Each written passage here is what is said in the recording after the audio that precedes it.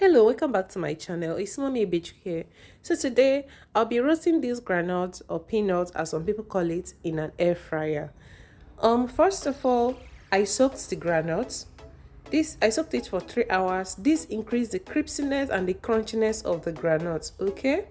After that, put it in a sieve so that all the water will be drained out perfectly. Then I'll be pouring it into the air fryer, but I will not be roasting it immediately. I'm going to use the air control. I'm going to air dry it. I'll air dry it first. After that, I will roast it.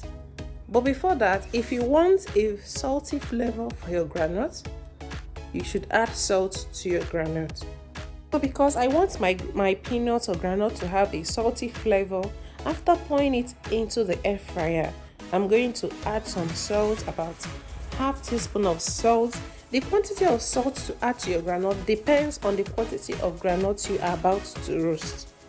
Okay, so after adding the salt, shake it so that everything can mix properly. Then allow the air fryer to dry it with just air, not heat yet. This increases the texture of your granules. It increases the taste your granule is going to give you.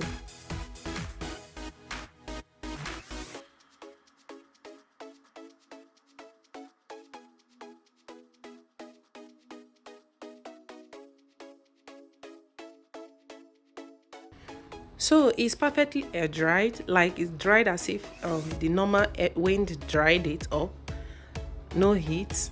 So now it's time to roast the granules. I air dried the granules for about 15 minutes for it to completely dry off all the water it was soaked in. Now it's time to add heat to roast the granules. I roasted these granules for 15 minutes because I didn't put too much heat to the air fryer. I wanted the granules to roast gradually so that it's not going to get burnt. The granite came out so super good. As you can see, it was very crunchy and very nice. I hope you enjoyed this video. We have almost come to the end of this video. Please, if you enjoyed this video, don't forget to subscribe to this channel and give us a thumbs up. Okay, it's Mommy Beach here, wishing you a very happy day. See you in my next video. Bye.